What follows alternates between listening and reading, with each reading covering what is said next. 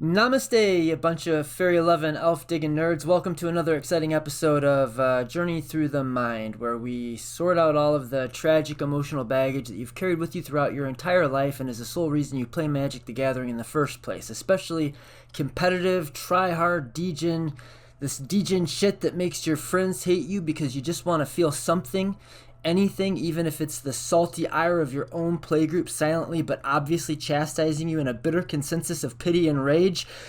Join me, won't you? Let's get into the spicy sick deck tech. First, what is this commander? Why do I love her? And do I really believe she's going to be super viable in competitive commander, or at least for budget competitive play? Or is this destined to be just another woman in a long line of women that I love but can't or won't love me back or give me what I need from her? In this case, a viable deck. Sorry, guys, I'm just feeling a little dark today. I guess let's read Maralen. I do love her. And I feel like this dark and sick pull to her. No, sorry. Okay, being serious now. What is this? Isn't she awesome? Like, she's beautiful. Like, not in a, in a purely platonic, non-elf fairy sexualizing sort of, just a normal nerd way, not like a weird. I'm not weird. You're weird. If you took that to weird places, you made it weird. So what is she? She is, she's a value engine, right? Like, is she a good value engine? I think so. I think, well, she's a 5-man of it. I think she's a good value engine. She's in good colors.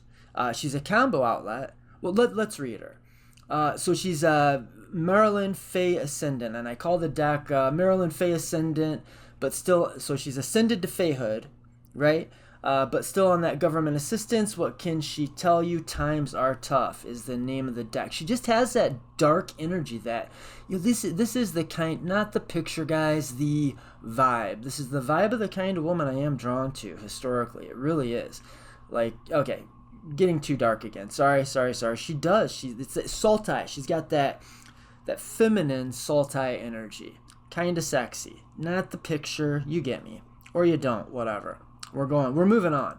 5 mana, 4/5, flying. Whenever Maralen or another alpha fairy you control enters, exile the top 2 cards of target opponent's library.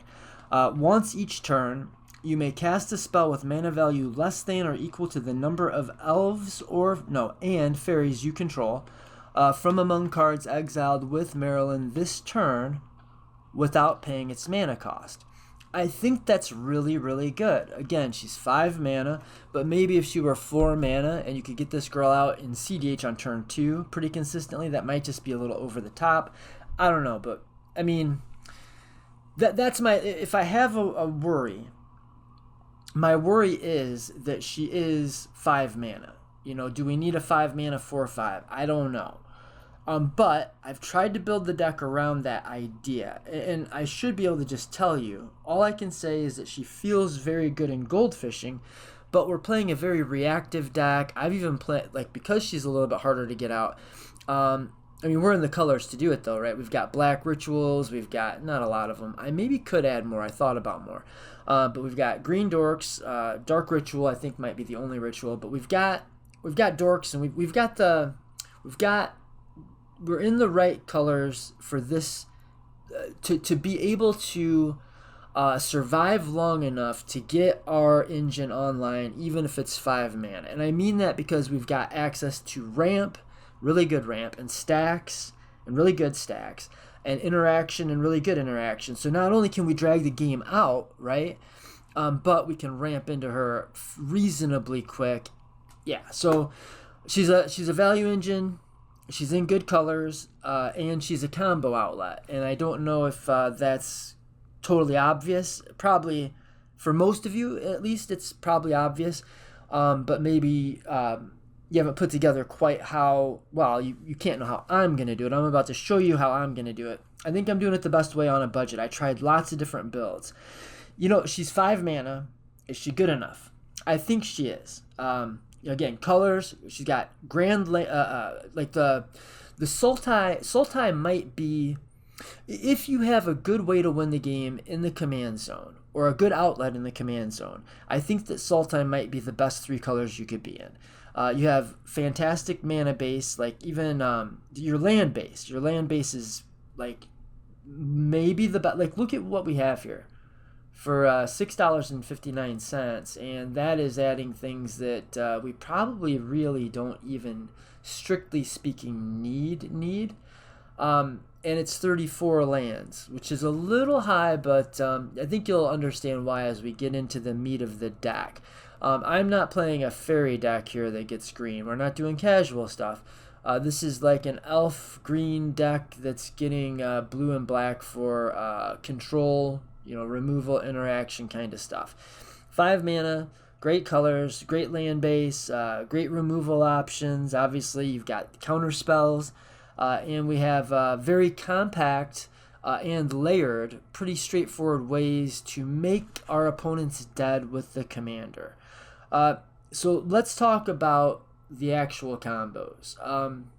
Alright, so let's start with something that's new, that I don't play very often, that I never really have put in a deck. I think I experimented with this card in another deck once and took it out. I'm going to move my microphone and see if it's more comfortable for me. I hope it didn't screw up the sound.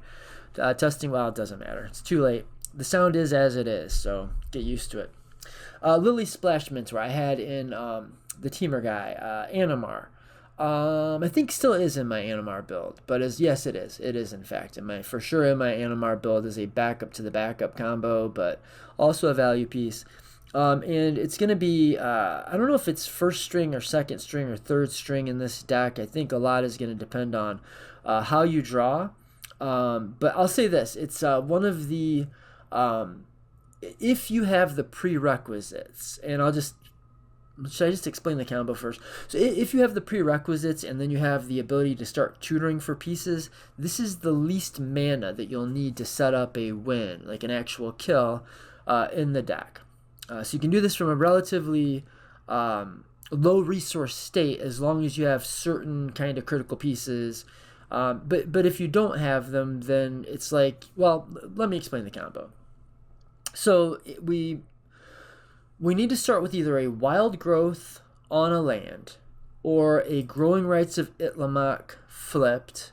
It's one of my favorite cards for budget competitive. Isn't that sick? And we are playing like 27 creatures, and all of them, well, most of them are very small. That's what she said. I don't know. So either a wild growth on a land or a flipped Growing Rites or any of our bounce lands. And right now I've settled on just 2 in the deck. And after just goldfishing, now I did this to get my colors all sorted. That's like why I put the ones in that I put in. But I think we could go down the green and black one and put in the blue. Yeah, we could get rid of the Golgari Rot Farm. I don't think I want to have more than 2 of these. You don't want to like draw into these. You don't want these in your opening hand. I mean, you want to draw into like one of them eventually by the time you're ready to set up a combo kill. But anyway, so 2 of them is the number of them that I landed on. It can do things like reset your gemstone caverns. Is that about all? I had the guys, the tap lands, the depletion lands. I had the depletion lands, 2 of them in, but this thing popped up like $10 overnight. So I had $6 of room allowed for Maralen because I figure that's about what it's going to cost. Roughly, that's what this type of commander tends to end up being. And it had 0, it didn't have a price listed for it. So I built a $94 deck. But when I came back, she was at $11, but the deck was at like $112, $115. So I had work to do. So I had to cut those depletion lands. Maybe we'll get them back in eventually. But that would be another thing you could do with your bounce lands is you could reset your depletion lands. But yeah, so when they're not doing all that much, I think 2 is the right number.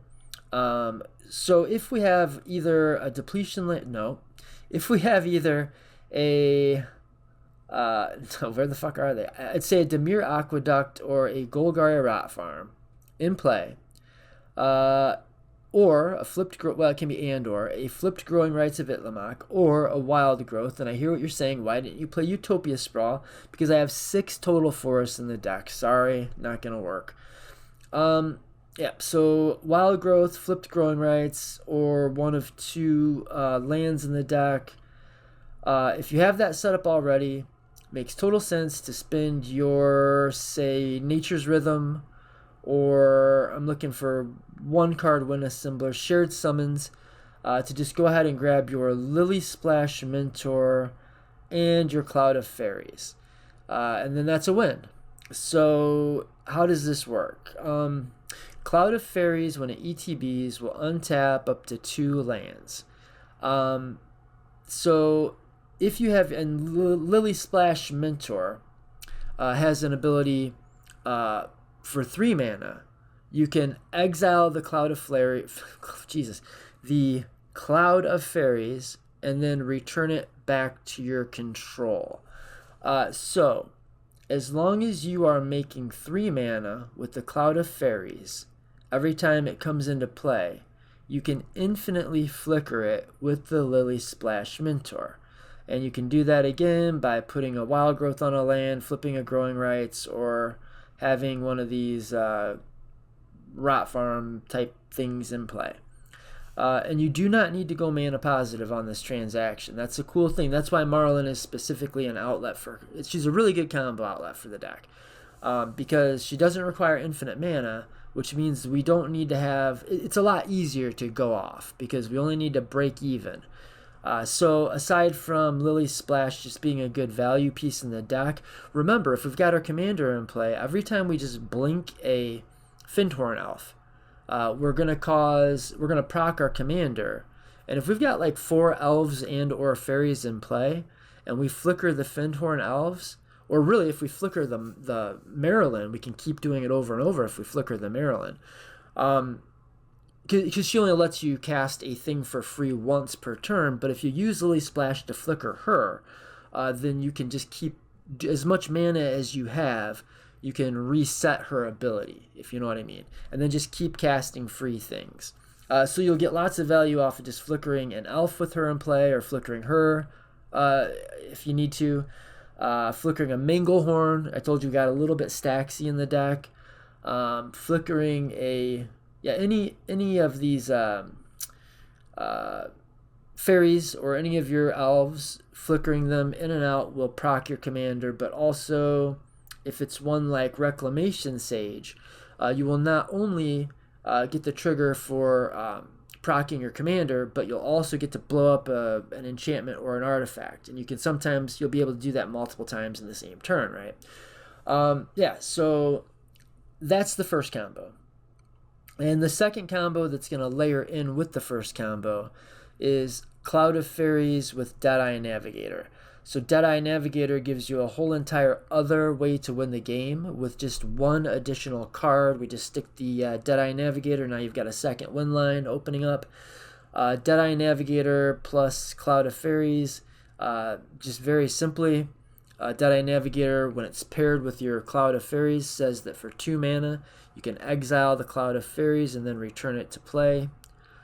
So you can just keep doing that over and over, even if you don't have any of the bounce lands or a flipped Growing Rites or the Wild Growth. So if you don't have the Wild Growth, or you don't have any of that setup stuff, and you find a way to start tutoring if you find the window to start tutoring, or if you find the timing to start tutoring for a combo to put a kill together, you feel like you've turned the corner, this is a control deck, then you might just tutor for your Deadeye Navigator, even if it's like a Shared Summons or a Nature's Rhythm. Grab the Deadeye, which does all the same things that the Lilysplash Mentor does in the deck, can flicker these things in and out, but also it doesn't require any special setup, just the Cloud of Faeries wins the game on the spot. Now, there's ways to make infinite mana with the Lilysplash that won't happen with the Deadeye, but most of the time shouldn't matter because you should have your commander in play, or I should say, if you've turned the corner and you're in a spot where you feel like it's ready, like you're ready to actually go off, then you'll have your commander in play by then, or you're probably making a mistake. No, that's not always going to be the case. There's definitely nuance and caveats that we'd want to add to that. God damn, 15 minutes. I thought I was doing so well. Okay, well, there's ways to go infinite mana in the deck, and that can turn into good things, but we don't have an infinite mana outlet in the command zone, and most of the time, if we get to infinite mana, we probably are winning the game through another means anyway. Yeah, so Ashaya, $14. I tried to do this with Displacer Kitten, and honestly, Displacer Kitten I just thought, hey, if Ashaya is $14, and the Displacer Kitten's only like 20, maybe we should just do the Displacer Kitten. Nope, it's not it. This is better.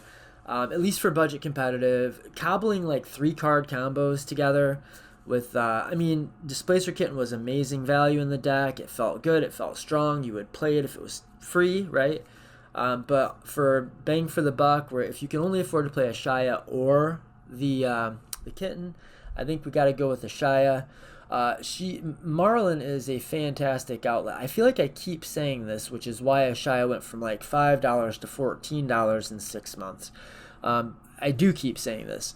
This Maralen is an amazing outlet for Ashaya because, again, with Maralen, we don't need to make additional mana. Like a lot of times, the Ashaya combos that we've had access to in past have required you to have Ashaya and one of your rangers and a big mana dork and an outlet for the infinite mana. And like normally you'd have one of those pieces in your deck, or in your command zone, but still that's a lot of setup.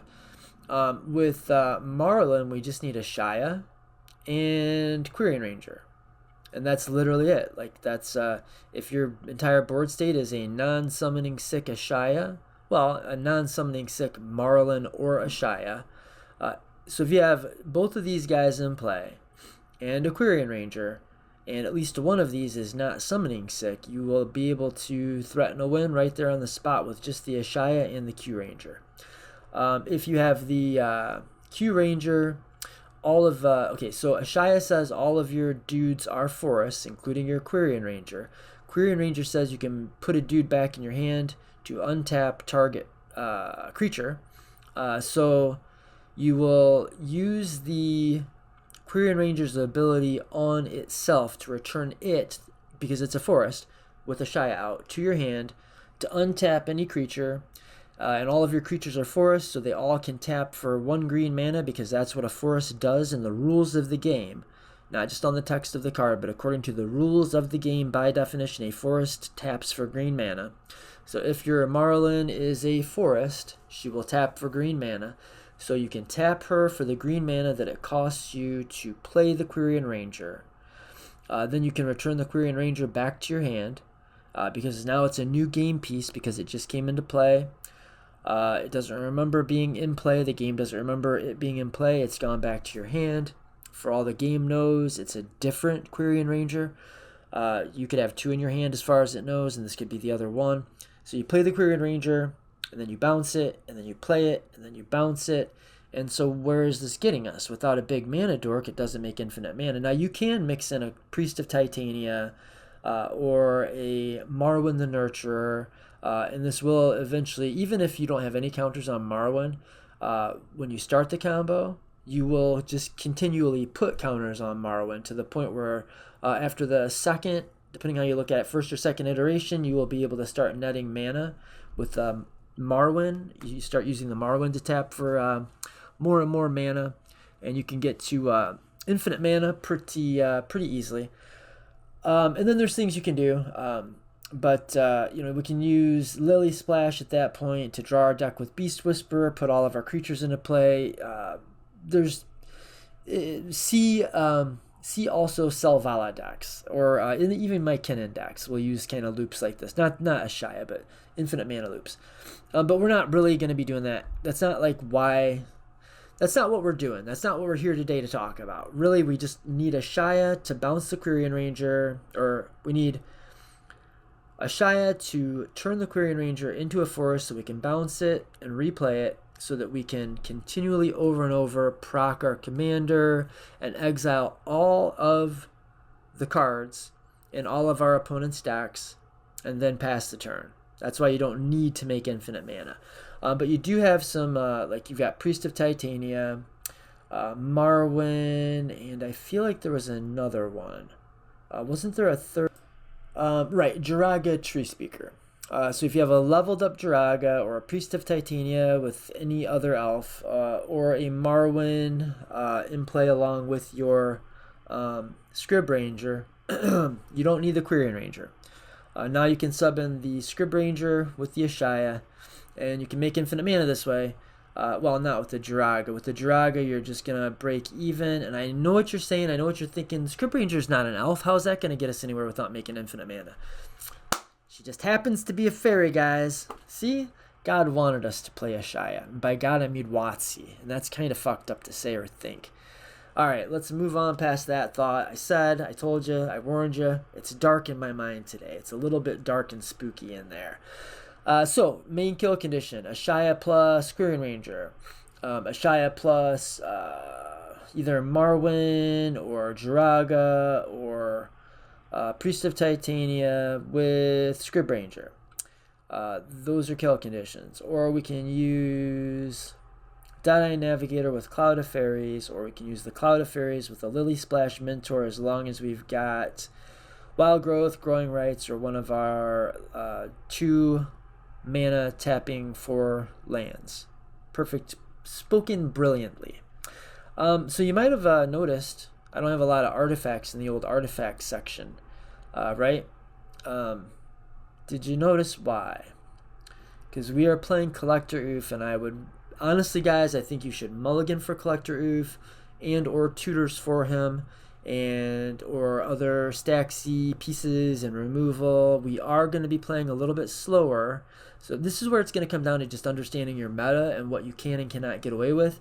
I'm not going to be able to just like play out dorks until turn 4 and then cast my commander and then try to win on turn 5 if I'm not doing something pretty gnarly to my opponents, like slowing them down with Brazen Borrowers. And so your Brazen Borrower is a bounce spell that also then becomes an elf that can proc your commander and then can be like reused. There's a number of ways to reuse.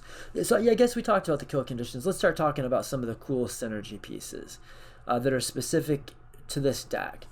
Manglehorn, kind of, you know, because we can flicker the Manglehorn with Deadeye, we can flicker the Manglehorn with Lilysplash Mentor, more likely, or we can bounce the Manglehorn with Fairy Imposter and then recast the Manglehorn.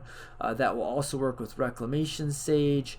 The reason, well, and also we'll be drawing cards off of Beast Whisperer. We can reset our Brazen Borrower. We can use any of these to reset our Phyrexian Metamorph. Lots of things we can do. We can start adding counters to Marwen pretty easily. But Fairy Imposter mainly is in the deck. Like, it's a piece that I thought for the budget, 12 cents, would give me enough value post-commander. And enough little kind of here and there value. I can pick up my Cloud of Faeries if I use it as a ritual early and now I'm trying to win the game with it, for instance. There are things you can do with it, but really what we want it for is once we get our commander in play, the Fairy Imposter is going to proc the commander every time we cast it. So for 1 blue mana, you will exile the top 2 cards of target opponent's library. And then you can cast, 1 time per turn, you can cast any spell with mana value that's, as long as you've got a big board state, you can cast basically anything that you exile. That's what it's going to turn into in the late game, in the mid game to late game. And you just have to have exiled that card this turn. Wait, let me read this. Once each turn, you may cast a spell with mana value less than or equal to the number of elves and fairies you control from among cards exiled with Maralen this turn without paying its mana cost. Yeah, so do we have to have exiled those cards this turn? That's how I was taking it, but now I see you could kind of read that in 2 different ways. But in any case, you can keep exiling cards with Fairy Imposter, so you get kind of like repeatable value. You can pick up a Eternal Witness and recast the Eternal Witness. There's stuff you can do with it, but it's mainly to be a fairy and proc our Maralen over and over when we get into the late game and we just need a mana sink. And it's going to just rip through your opponent's decks, and you're going to be able to cast big spells. You're going to be able to make a big pile of spells that you can choose from and then cast something nasty big. That's the idea. What are some other things very specific to this deck? This deck is an unusual one, that's for sure. But we've got, we're just, I don't have to tell you that dorks are good. I don't have to tell you that you should play dorks. But there's some kind of things I think I came up with. Spell Stutter Sprite, super good in the deck. Also, there's a Spell Stutter that's just a 12-cent hard counter in the deck, essentially, most of the time. It's like counter any spell unless that person target... I'll read the fucking spell. Spell Stutter, a blue, and see, that's why it's called that, because it makes you fucking trip over your tongue when you try to read it. 1 blue, 1 colorless. Counter target spell unless its controller pays 2, plus an additional 1 for each fairy you control. You're likely going to have 2 or 3 fairies in play, so this is just going to be a counter spell for a blue and a colorless, and we don't get that rate, so very good, especially at 12 cents. We've got a bunch of interaction. We've got the best removal.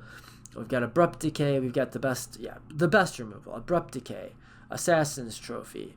I really like Drowning in the Loch, and we've got some things that are putting cards into the graveyard in this deck also.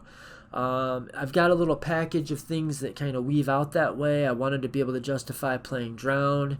I wanted to be able to justify playing my, what's it called? A Deathrite Shaman without having actual fetch lands, right? And yeah, so we've got cantrips that we're going to be casting. We've got... None of that is what I wanted to talk to you about. Portent is what I wanted to talk to you about. Portent is a pretty good cantrip you can use on your own deck, and often you will use it. I run this in decks all the time. But this has specifically good use in this deck because we can look at the top 3 cards of target player's library, put them back in any order, and then you can, if you want, have that player shuffle. So you can hit somebody with this, and you can dig 3 deep and find the best thing that you want to exile. So, or shuffle, or just determine, okay, I don't want to exile something from this guy's deck. It'll also screw up top deck tutors, right? So there's things that it does, but it is just a 1-mana cantrip that has a little extra synergy with this deck in specific. Scheming Symmetry, kind of along the same lines, but a little bit nastier. Now we can legitimately target ourselves and target the opponent of our choice. Sometimes you're just going to do this and then win the game.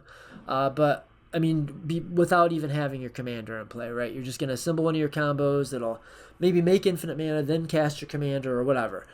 But oftentimes what you're going to do is just totally demolish one of your opponents with it. So you can, with your commander in play, you can cast Scheming Symmetry, target yourself, target the player that you're going to target when you cast your whatever, your exiled Brazen Borrower. Then that's going to proc your commander, and you're going to get to have you're going to get to snatch whatever they tutor to the top, right? So how it's normally going to play out in this deck, even probably just if you can bluff the fact that you have your commander that you could play, is we're a budget deck that gets to play a slightly better version of, what the fuck is the card called?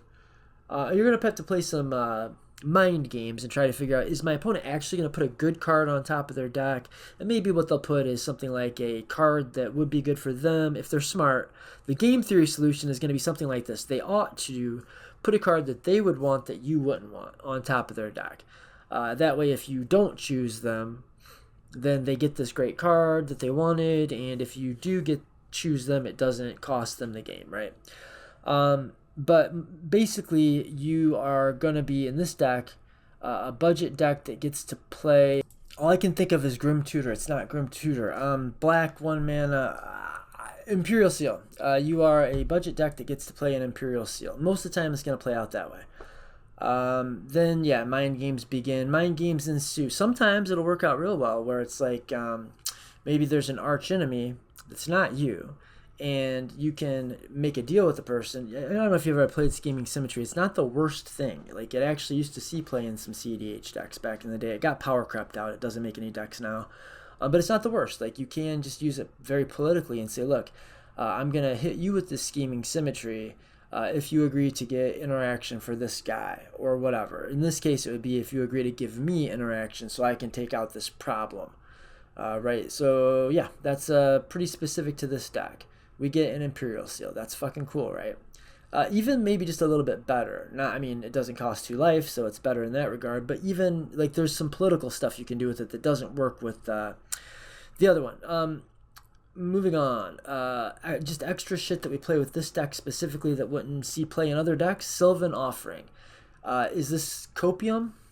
Maybe. I don't think so, but I don't know. Maybe. So here we choose an opponent, give that player XX, you give him 1 XX Tree Folk, and you choose an opponent. Again, this will have some political, maybe you can make some deals with it. Choose an opponent, give that player and you and that opponent each get both of these things. 1 big fat XX green Tree Folk, and X11 green elf warrior creature tokens. Now each one of those is going to trigger the ETB effect of your commander. So if you put 5 mana total into Sylvan Offering, you will make 4 elves, and you will get to proc this gal 4 times, which means you're going to get to dig 8 cards deep. And from that point forward, like 4 mana, I think is going to be about the break point where you'll be able to always cast for free anything that you find. So yeah, really good in this deck. I think it's good. I think it's at least worth playing. I mean, like, all things considered, it's 15 cents, so the ceiling or the bar is not that high to clear.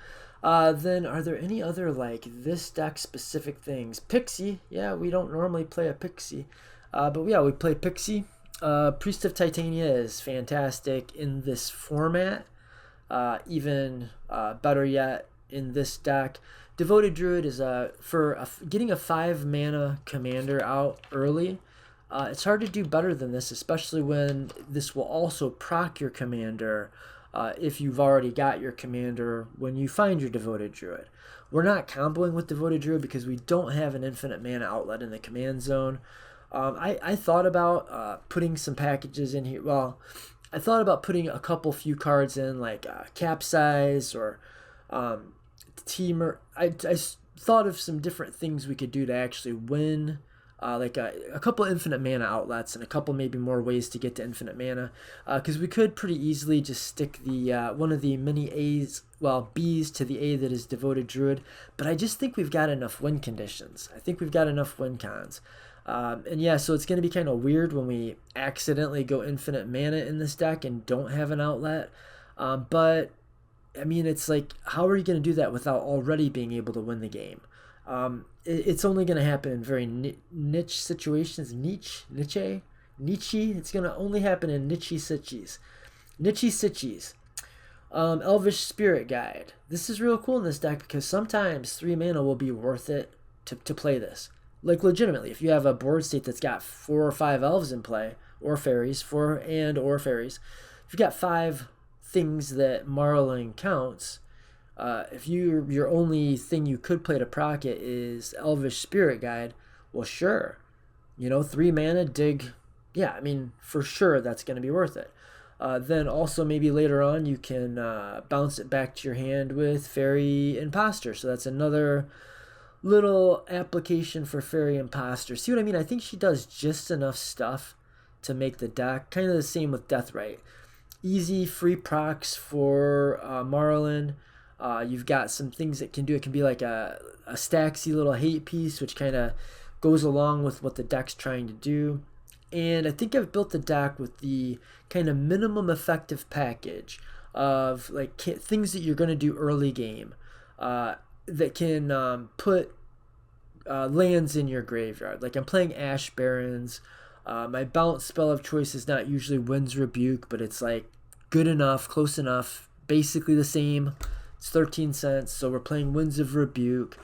So we've got a couple, I don't know, cards that we don't normally play, that we're going to play, that will have the ability to put some lands in our graveyard, so that if we don't just naturally find somebody who's got a land in their graveyard, at least most of the time, we can get like 1 mana out of this Deathrite Shaman. And if you can tap your Deathrite Shaman for 1 mana, if you can generate 1 extra mana out of the Deathrite Shaman, I think it's worth it. And in this deck, it for sure is. I mean, honestly, maybe this is just worth it even if you can't make mana with it. But I tried to build the deck in a way that at least a lot of the time you're going to be able to, consider a land into your deck, or Winds of Rebuke a land into your deck, or somebody blows up one of your lands, or you Ash Barrens, or you have a full grip and you bounce a land. You bounce a land with your bounce land, and then you discard the land. You tap your maybe, you know what, I'm starting to think maybe there's enough reason to make sure we have room for the depletion lands. Now that I think of it, that was another thing, but we still have Gemstone Mine. So Therian Quarry, and somebody blows up your lands. Maybe you actually crack your Waterlog Grove to draw a card. So there's ways in the deck that lands can make their way into your graveyard, and when they do, then you can use your Deathrite Shaman for mana. Elsewise, you can remove important cards from other people's graveyards. You can take out their reanimation target, or if they're like a Ral deck that's trying to go off with a one of their like Will of the Jeskai effects, and cast all the shit that's in their graveyard, you can, exile some shit. Yeah, so that's kind of the stuff that I normally don't play Deathrite Shaman. In my budget decks, it's not at its best in budget, that is for certain. But like I say, with just a little bit of build around, I think it's probably at least fine. So we are over 30 minutes. I don't even think there's much sense in goldfishing the deck for you. I think this is one that we're all going to find out about together. It feels good. It looks good. It seems good. But man, like, how do you goldfish and really get a feel? How do you get a good vibe for how well your Staxy control deck that is exiling and casting your opponent's cards is doing? I mean, even if it's a control deck, just a control deck is difficult to know. It's hard to goldfish just a control deck. It's hard to know how well your stack stuff is doing against a pod that doesn't exist. And when we add this entire other layer, where we, like, most of the value that comes from our commander, at least the value that comes from our commander, comes from exiling our opponent's cards and then being able to cast them, which is basically impossible to replicate. So I think we're just gonna have to test her out. Maybe I'll give you guys an update, or you know what you could do, you could get your asses into the Discord, jam games with us. We were like 1 player short of having a pod today. That's awful. We might still pull it together. If you get in there today, we can probably play today. So get your ass in there. Like and subscribe.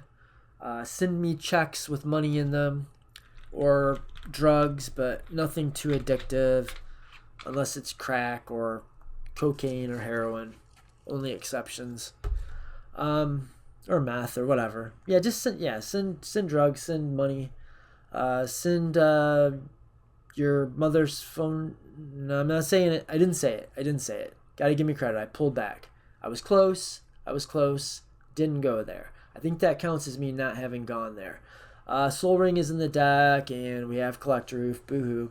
I'm not pulling Soul Ring, and in this deck, I'm not pulling Collector Ouphe. So deal with it, fuckers. Till next time, guys. That's the deck. Is there anything? I feel like I'm forgetting something. I always feel like that, though, when I'm signing out. That's why it takes me 40 minutes to make a fucking video. Word to your mothers and namaste, bitches.